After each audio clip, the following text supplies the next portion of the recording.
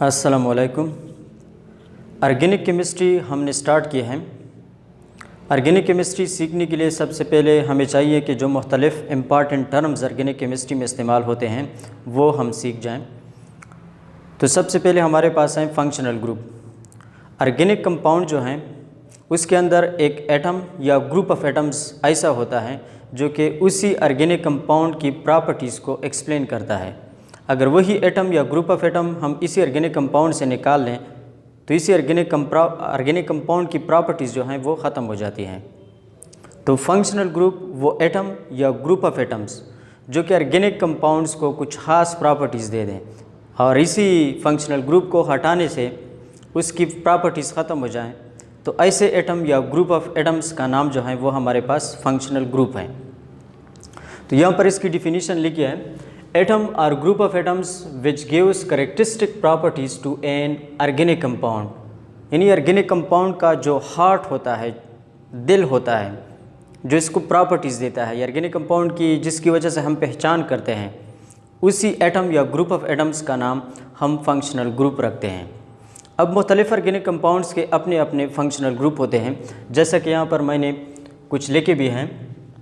Alcohol अगर हमारे पास एक कंपाउंड है तो उसका फंक्शनल ग्रुप जो है ये OH है। यानी OH ऑर्गेनिक कंपाउंड में जब कभी मौजूद हो तो उसे हम अल्कोहल के नाम से जानेंगे। अब अल्कोहल में अगर ये OH मौजूद है तो वो अल्कोहल रहेगा। अगर OH आपके साथ ऑर्गेनिक कंपाउंड में नहीं है तो वो आपके साथ अल्कोहल नहीं हो सकता। इसी तरह अल्काइल हैलाइड है। अल्काइल हैलाइड का जो फंक्शनल ग्रुप है हम इसे X से ज़ाहिर करते हैं और ये या तो फ्लोरीन होगा, क्लोरीन, ब्रोमीन और या फिर आयोडीन। अगर ऑर्गेनिक कंपाउंड में इन चारों में से कोई एक मौजूद है या 2, 3, 4 जितने हैं, अगर वो सारे भी मौजूद हैं तो वो आपके साथ अल्काइल हैलाइड कहलाएगा। इन अल्काइल हैलाइड की पहचान के लिए चाहिए कि उसी ऑर्गेनिक कंपाउंड में इन चारों में से कोई एक या एक से ज़्यादा ये एलिमेंट्स अटैच हों। एमाइन लिखा है। एमाइन का फंक्शनल ग्रुप जो है ये NH2 है। अगर ऑर्गेनिक कंपाउंड में आपको NH2 नज़र आए कार्बन के साथ अटैच हों तो वो आपके साथ एमाइन कहलाएगा। इसी लाइन का मतलब कि ये कार्बन के साथ वैलेंसी बनाएगा। एमाइड का फंक्शनल ग्रुप जो है ये कार्बोनाइल कार्बन के साथ अगर NH2 अटैच है, यानी ये पूरा जो है ये फंक्शनल ग्रुप है एमाइड का। यहाँ पर NH2 था, NH2 जो है ये कार्बन के साथ अटैच होगा, कार्बोनाइल कार्बन के साथ नहीं। ये कार्बोनाइल कार्बन यानी कार्बन डबल बॉन्ड ऑक्सीजन। तो कार्बोनाइल कार्बन के साथ जब NH2 अटैच हों और ये कार्बोनाइल कार्बन जाके किसी और कार्बन के साथ अटैच हो जाएं तो ये आपके साथ एमाइड फंक्शनल ग्रुप बन जाएगा। यानी मिसाल के तौर पर यूरिया है। यूरिया में कार्बोनाइल कार्बन के साथ NH2 अटैच है तो वो आपके साथ एमाइड हैं, न कि एमाइन। ईथर हैं। ईथर का फंक्शनल ग्रुप जो है ये ऑक्सीजन है। ऑक्सीजन के दोनों साइड पर हमारे पास कार्बन अटैच होगा। एक साइड पर भी हाइड्रोजन नहीं होना चाहिए, क्योंकि अगर हाइड्रोजन एक साइड पर अटैच हुआ तो वो आपके साथ अल्कोहल बन सकता है। तो ईथर के केस में ऑक्सीजन के दोनों साइड पर कार्बन मौजूद होगा। एक और है एस्टर। एस्टर कार्बोनाइल कार्बन के एक साइड पर ऑक्सीजन अटैच होगा और ये ऑक्सीजन दूसरे कार्बन वगैरह के साथ अटैच होगा और इसी साइड में भी कार्बन के साथ अटैच होगा, तो तब ये आपके साथ एस्टर होगा। इस तरह नहीं कि यहाँ पर ऑक्सीजन के साथ हाइड्रोजन अटैच हो जाए, नहीं तो वो फिर कोई और फंक्शनल ग्रुप बन सकता है। ऑक्सीजन यहाँ पर कार्बन के साथ और ये कार्बन जो है कार्बोनाइल ये भी कार्बन के साथ, तो ये फिर एस्टर फंक्शनल ग्रुप कहलाएगा। अल्डिहाइड लिखा है। अल्डिहाइड का फंक्शनल ग्रुप जो है कार्बोनाइल के एक साइड पर अगर हाइड्रोजन मौजूद है, दूसरे साइड पर भी हाइड्रोजन हो सकता है या कार्बन भी हो सकता है, लेकिन एक साइड पर यहाँ पर आपके साथ हाइड्रोजन का होना ज़रूरी है, ये फिर अल्डिहाइड होगा। कार्बोनाइल कार्बन जो है इसके दोनों साइड पर कार्बन अटैच होंगे, ये फिर कीटोन फंक्शनल ग्रुप बन जाएगा। एक साइड पर भी हाइड्रोजन नहीं होना चाहिए। अगर एक साइड पर हाइड्रोजन निकल आया तो फिर ये अल्डिहाइड होगा, कीटोन नहीं हो सकता। कीटोन के दोनों साइड में कार्बन अटैच होता है।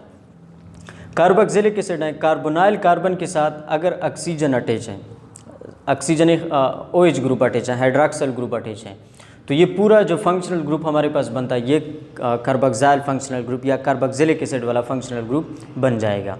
इसी साइड में हमारे पास कार्बन हो सकता है या हाइड्रोजन भी हो सकता है। साइनाइड है। Carbon triple bond nitrogen. Carbon किसी दूसरे कार्बन के साथ लिंक कर रहा है तो ये आपके साथ नाइट्राइल फंक्शनल ग्रुप होगा। इसके अलावा अल्केन जो है इसका फंक्शनल ग्रुप हम सिंगल बॉन्ड को लेते हैं, कार्बन कार्बन सिंगल बॉन्ड, या कार्बन कार्बन डबल बॉन्ड जो है ये अल्कीन वाला फंक्शनल ग्रुप होता है, या कार्बन कार्बन ट्रिपल बॉन्ड जो है ये अल्काइन वाला फंक्शनल ग्रुप होता है। तो अगर आप अल्केन से किसी एक कार्बन को कार्बन कार्बन सिंगल बॉन्ड को डबल बॉन्ड से रिप्लेस करते हैं तो ये फिर अल्कीन बन जाएगा। यानी सिंगल बॉन्ड की जो खुसूसियत थी वो अब ख़त्म हो गई, डबल बॉन्ड ने ख़त्म कर दी। तो अब ये डबल बॉन्ड जो है ये प्रॉपर्टीज़ चेंज कर रहा है, तो ये लिहाजा ये फंक्शनल ग्रुप होगा। या डबल बॉन्ड की जगह ट्रिपल बॉन्ड आ रहा है तो ट्रिपल बॉन्ड जो है ये अपनी प्रॉपर्टीज़ उसी ऑर्गेनिक कंपाउंड को देगा, तो वो आपके साथ एक और फंक्शनल ग्रुप बन जाएगा। यानी फंक्शनल ग्रुप अगर आप चेंज कर रहे हैं तो आपके साथ ऑर्गेनिक कंपाउंड की प्रॉपर्टीज़ भी चेंज होती है, क्योंकि ऑर्गेनिक कंपाउंड की मेन जो प्रॉपर्टीज़ हैं, केमिकल प्रॉपर्टीज़ हैं, वो आपके साथ फंक्शनल ग्रुप पर डिपेंड करती हैं। जो भी फंक्शनल ग्रुप है उसी तरह वो ऑर्गेनिक कंपाउंड अपने आप को जाहिर करेगा। अगर आप फंक्शनल ग्रुप चेंज कर रहे हैं तो आपके साथ ऑर्गेनिक कंपाउंड की जो प्रॉपर्टीज़ हैं, ऑर्गेनिक कंपाउंड की जो मेन केमिकल प्रॉपर्टीज़ हैं वो आपके साथ चेंज हो जाएगी।